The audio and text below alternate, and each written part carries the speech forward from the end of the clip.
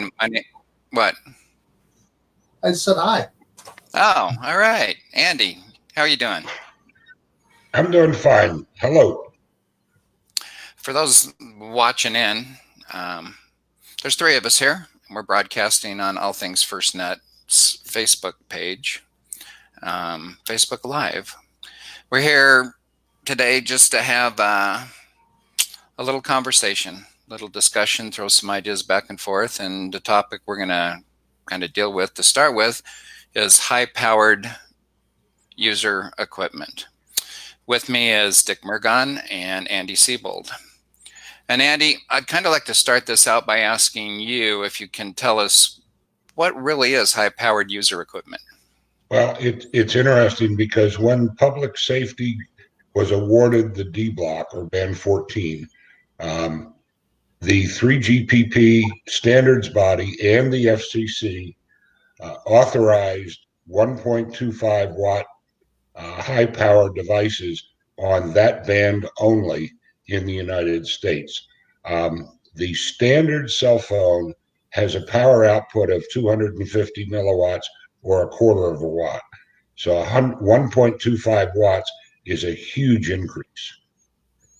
So, Andy, that brings up an interesting question. One of the things that I keep getting told about is that they're concerned about a handheld device that you're going to be holding up next to your head, and it's going to be higher power LTE.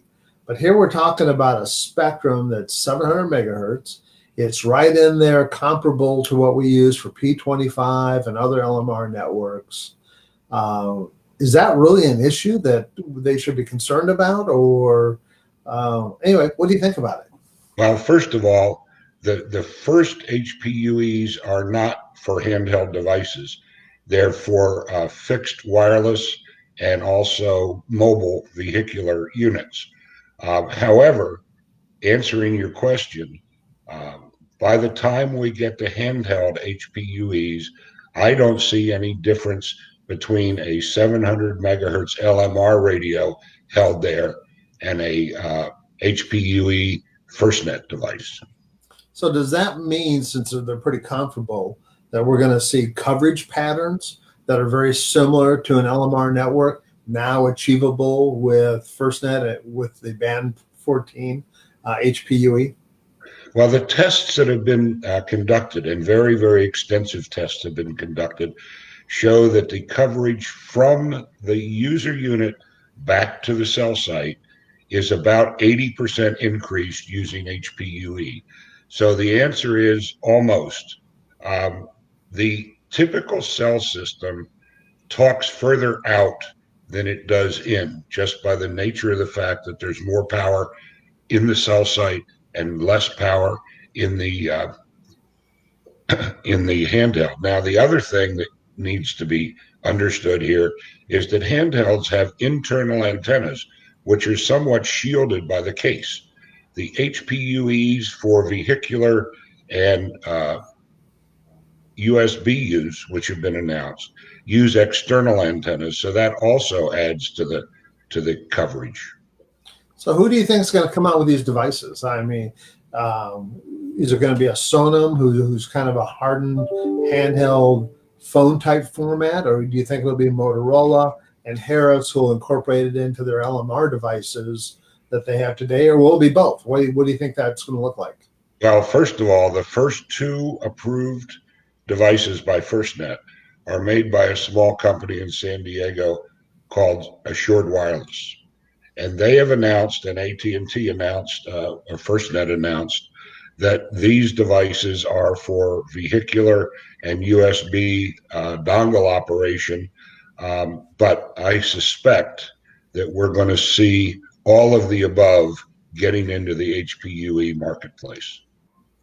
Wait, Andy, if I can ask you a question. You indicated that FirstNet, approved FirstNet devices. So any other network going to be able to carry this? Any other network designed to be able to use high power user equipment? No, the band 14 is the only band in the LTE spectrum or any of the spectrum used by broadband operators that has been approved for HPUE equipment. And that one of the issues is that it is not licensed by the FCC the same way cellular operators spectrum is licensed. It's licensed as Part 90, which is under the public safety rules. So anybody listening in that may be using another provider and looking forward to being able to use a handheld device with extra power at some point in time isn't going to be able to have this enhanced capability. Is that correct? As far as I know, that's correct. Now, things always change, and the 3GPP is working on standard revisions and everything else, but I honestly don't see it coming to anything except band 14. So can you intermingle this high power in the middle of a city? Because cell sites, as most of us know, they manage the power levels. They've got overlapping coverage. Can you take a high power unit and put it in the middle of a city, or is this going to be mostly rural and fringe areas? Dick, I don't know the answer to that question. I know that Assured Wireless and FirstNet have made a number of tests. The only tests that I follow are suburban areas and rural areas. I don't know if they've made any effort to test in metro areas. Oh. So, Brent, one of the issues you had a long time ago when you were working for Sparks is you had that site on top of the John Squagus Nugget, and you had a lot of in-building coverage issues. So would this be the answer that you would have been looking for 20 years ago available now? Yeah, I think so, Dick. Funny you bring that up. That was from the day we put that system in. It's on top of a building that we didn't have coverage in. You'd think an antenna, some 20 stories in the air would penetrate the building that's right below it and that it's housed on, but we didn't have that. So this is certainly something that would have been advantageous many years ago, and it's taken a while to get here, but certainly looking forward to it. Yeah, there's always been issues with mounting antennas on the top of a building and expecting them to cover in that building because they don't do it very well.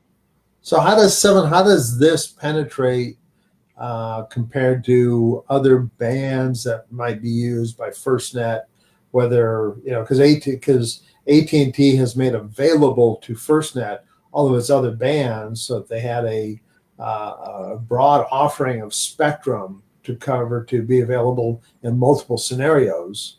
So does 700 improve the in-building coverage? Is it kind of neutral? I would imagine simply because of the high power, it would do a whole lot more in building than other spectrum.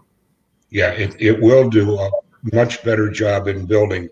In fact, one of the things that I've been suggesting is that since band 14 can also be used on a secondary basis by citizens, that HPUE in a house as an access point connected to it could solve a lot of the rural divide problems we're now having. Yeah, how big a problem is that? Because you write a lot about rural and providing coverage to that. Game changer or mild improvement? Would it have a negative impact on the network? I would suspect not, since you saw priority and preemption. Yeah, I don't think it would have a negative impact, and I think it can be a game changer because FirstNet's been building band 14 out in rural America. They're required to by law. So what this does is it extends the footprint, and if you put students on it and teachers on it on a secondary basis, like you said, public safety still has priority and preemption. And the amount of traffic on band 14 in rural America by public safety is generally going to be much less than it is in suburban and metro areas. Yeah, one of the things that I don't think people understand, and I cover this in my history of FirstNet, is that part of the business model is to be able to use this spectrum on a secondary basis so that there'd be a revenue stream to support the network. And so a lot of people go, oh, well, you've got commercial people on the network. Well, one, you don't really. The network is the core, it's that black SIM, but you do have other people using the spectrum on another network, another core, to help pay for this system. So that becomes an interesting point that people don't realize is that we intended for the spectrum to be shared, but the network itself is still its own network, its own black SIM, its own core. Functionally, is that correct, Andy? Yeah, that's absolutely correct. And in fact, if there are citizens using band 14 and public safety has a major incident in the same area. Now, remember, you're talking fairly concise areas because the coverage is cell site to cell site. So in that area, if FirstNet has a major incident and needs the spectrum, all of the um, commercial users, first of all, they're slowed down in the network, and second of all, they're actually moved off of band 14 back to the regular AT&T spectrum. Yeah, because people don't, again, one of the things people tend to forget is FirstNet is public safety. It's got its own independent board of directors. It's its own authority. AT&T is building on behalf of public safety and for the FirstNet authority. So a lot of this, shared use is important to maintaining public safety, which kind of takes me to another point here. I've noticed lately that T-Mobile seems to be rattling their saber about public safety and wanting to provide free devices. Have you seen those kind of like articles out there and some of the advertising they're pushing to public safety? Yeah, and it's they're saying that they're the only nationwide 600 megahertz 5G network, and they're offering public safety all kinds of special things. You have to remember this is kind of a come late to the party scenario here. When we were working, all of us were working on FirstNet in the beginning. T-Mobile was opposing us. They had a cell site up called Connect Public Safety Now, which was detrimental to what we were trying to do. They never bid on it. And all of a sudden, what's happening is FirstNet has great success and all the other networks are coming out of the woodwork. Yeah, I find it quite comical that they're pushing this advertising only in certain markets, from what I can tell from the people I talk to on a fairly regular basis.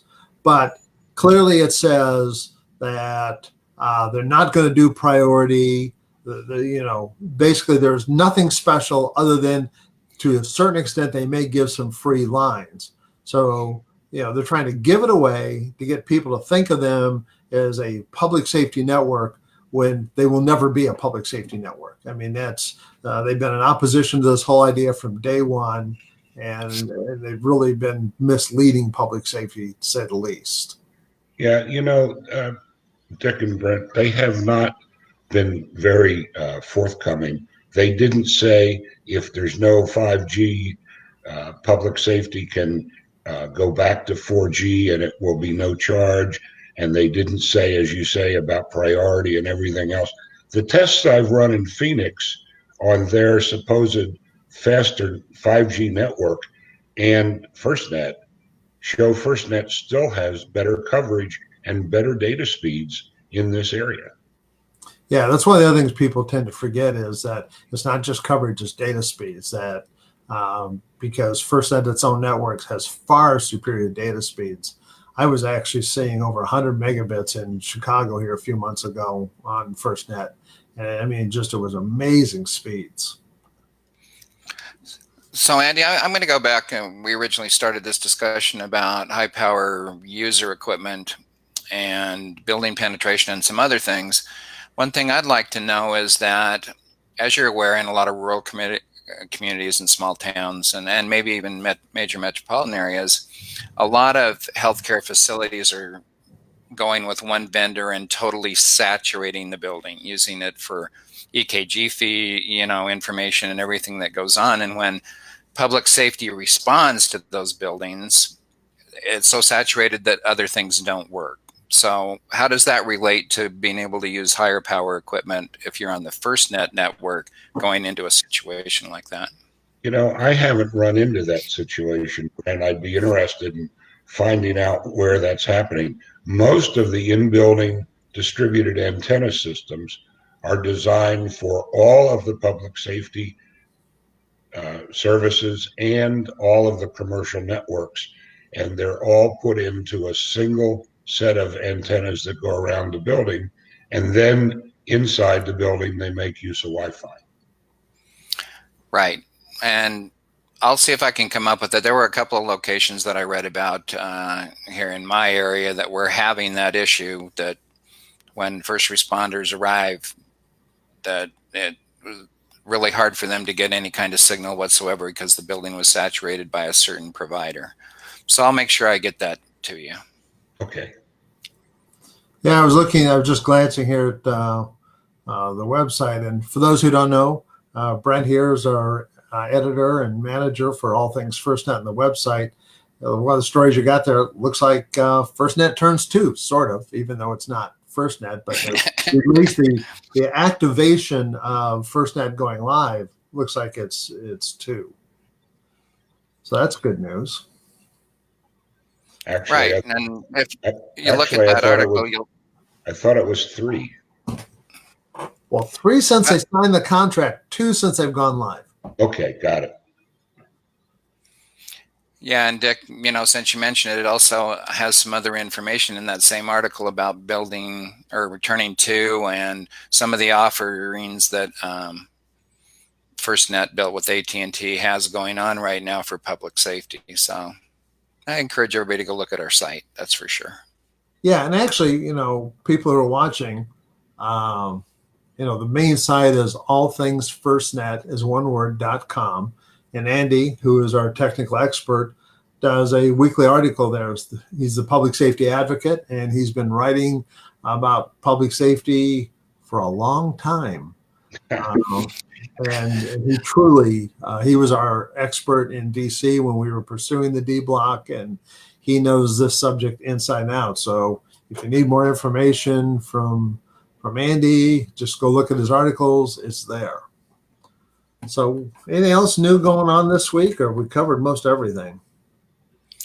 I think we've pretty much covered it. And, we've spent a decent amount of time here discussing it, and hopefully as we move forward, and for those that are watching it, we plan on doing these occasionally and broadcasting them live. So make sure to look at our site, and we'll try and let you know in advance when they're coming up. Yeah, we're still trying to figure this out. This is our trial run, and we'll probably get a schedule set and talk about who we're going to do. But our intent is real simple. This is a casual conversation. This isn't designed to be a panel discussion. So, to have a main theme we're going to talk about, but anything else that comes up during that time is fair game also. Yeah, and I think at some point we plan to take some questions while we're doing these, right? Yes, once we figure out how to do that.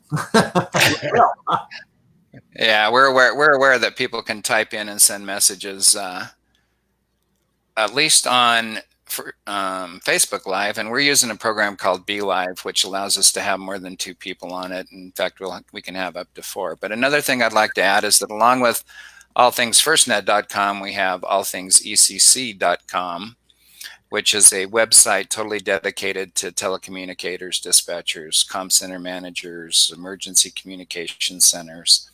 And we would like to have these same type of conversations and broadcast it on that other site, or place it on the other site for people to pay attention to. So if you're a telecommunicator watching, look forward to that. Yeah, one of our other goals here is, with everybody on lockdown for COVID-19, how do you communicate with people? How do you share information? How do you support the cause? Where normally you do that in an in-person environment at events and forums. But so we're trying something new. One of the other partners we have is the Public Safety Broadband Technology Association, the psbta.org. There's more information there on FirstNet. That's one of our partners with this. Are we forgetting any other partners that we deal with on a regular basis? I think those are the 3 main ones. Okay. All right. So I want to thank Dick and Andy. Appreciate you being here. And we're going to go ahead and close this out. And we're going to hopefully do what it says we can do and save this and keep it on the All Things FirstNet Facebook page, as well as post it in other places. So again, thanks, gentlemen. And Thanks, I think Jamie. I'll go ahead Thanks, and Brent. close it out. Doing this. Thanks to You bet. everybody. Have a good day. Bye, guys. All right. Bye. Bye.